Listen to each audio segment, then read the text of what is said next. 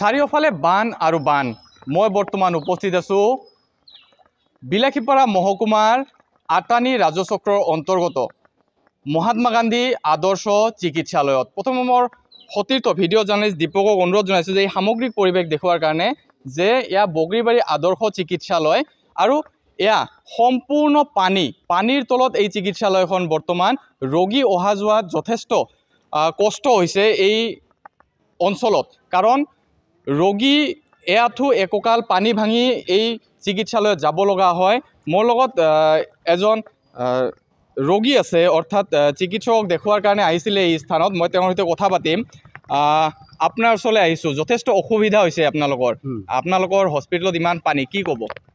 দেখেন এই হসপিটালে এই আমরা আশা হারি না পানি এই হসপিটাল বড় হসপিটাল, এরকম পানি থাকলে হারে মানুষ কিবা করে আসবো? হ্যাঁ, রুগী মানুষ কেমন করে আসবো?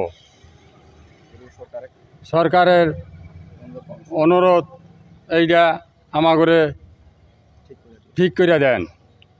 হয়, ধন্যবাদ জনাইছোঁ। মোৰ লগত স্থানীয় এজন সংবাদদাতাও আছে, মই তেওঁৰ সৈতেও কিছু কথা পাতিম। কি জনাব আপোনালোকৰ এই আটানী অঞ্চলত একমাত্ৰ চিকিৎসালয় এইখন, আৰু এই চিকিৎসালয়খন বৰ্তমান পানীৰ তলত, কি জনাব? ইয়া চাওক, ইয়া হৈছে বগৰীবাৰী যিটো মডেল হস্পিটেল আছে, এই হস্পিটেলখন হৈছে বৃহত্তৰ এলেকাৰ, ক'ব লাগিব যে বৃহত্তৰ এলেকাৰ একমাত্ৰ হস্পিটেলখন।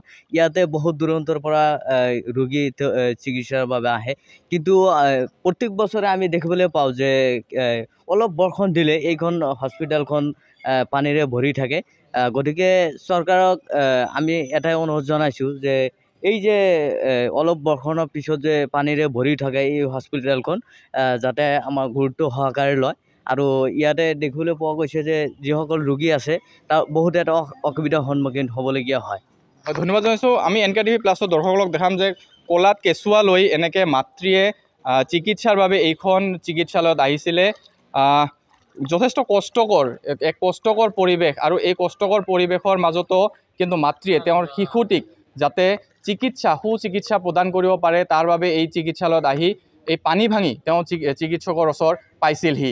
গতিকে আমিও NKTV প্লাছৰ দৰ্শকসকলৰ জৰিয়তে আমি চৰকাৰৰ দৃষ্টিগোচৰ কৰিছোঁ যে অনতিপলমে এই চিকিৎসালয়খনৰ উন্নতি কৰে, তাৰ বাবে আমি অনুৰোধ জনাইছোঁ। পৰৱৰ্তী সময়ত NKTV প্লাছৰ বাতৰি পিছতে চৰকাৰ তথা বিভাগীয় কৰ্তৃপক্ষই কি ব্যৱস্থা গ্ৰহণ কৰে সেয়া কিন্তু পৰৱৰ্তী সময়ত লক্ষণীয় হৈ থাকিব।